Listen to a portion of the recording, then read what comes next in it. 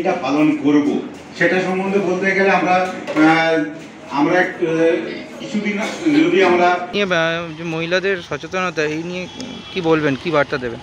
মহিলাদের সচেতনতা নিয়ে যেটা বলা সেটা হলো যে এই অ্যাডোলেসেন্ট পিরিয়ডেই মেনস্ট্রুয়েশনটা শুরু হয় 10 to 19 ইয়ার্স, যেটা বয়স সন্ধিক্ষণ।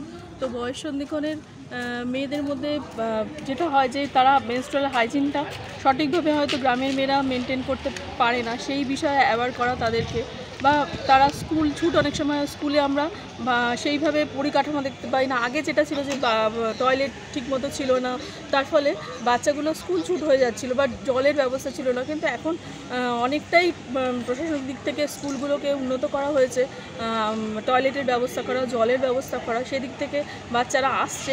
কিন্তু যেটা তাদের দরকার সেটা হলো প্রত্যেক স্কুলে যদি আমরা স্যানিটারি ন্যাপকিন আমরা দিতে পারি, সেদিক থেকে ওরা অনেকটা অ্যাওয়ার থাকে, বা সেটা ওরা ভালোভাবে হাইজিনটা মেনটেন করতে পারে। এই দিকটা একটু দেখার জন্য অনুরোধ করবো, এটাই আর কি বলার। আর এছাড়াও এই মেনস্ট্রুয়েশন নিয়ে অনেক ট্যাবু কালিকরা রয়েছে, তাদেরকেও এই বিষয়ে অ্যাওয়ার হতে হবে বা সাহায্য করতে হবে। Thank you. আপনার নাম?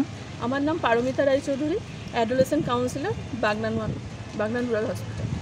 Thank you.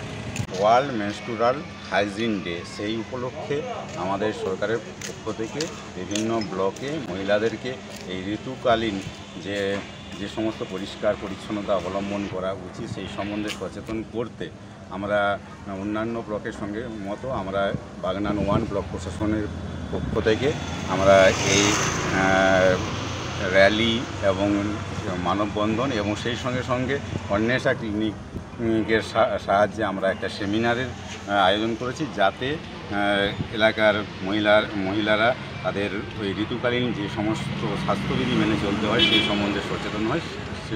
সেই নিয়েই আমাদের উদ্দেশ্য প্রোগ্রাম। ঠিক। আপনার নাম? মানস কুমার গিরি, ভিডিও বাগনান 1।